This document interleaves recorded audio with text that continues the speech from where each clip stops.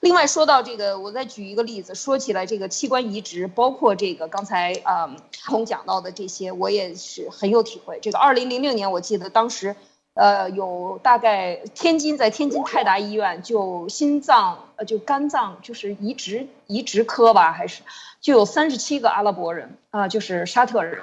当时他们就是说起来，为什么要新疆人会被选中？因为这些人是要清真的，这是很可怕的。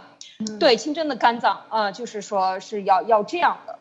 这是我原来在国内是绝对不知道这些信息的。我当时只是看过，就是陪着朋友一起去看就说他说看望一下我们这个国家的人就陪我一块去看看。我就跟他去看，我说哟怎么这么多人？他说来中国，我说要等多长时间？他说最长的等6个月，最短的就是不到1个月。哇，我当时还想，我说这么快，我说我觉得这个要等，你得怎么等啊？等什么样的人你才能配上对啊？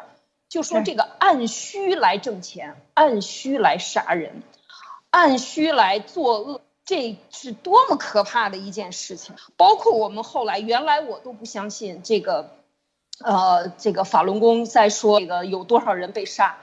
但是当你后来看到这些世界上人的这个英国的这些叫国际审判吧就是来报道这个追查它的真实性的时候，你才觉得哇，这是真的吗？其实这就是真的就是我想再说这一点，这个它是按需来杀人。另外呢，我在想说到。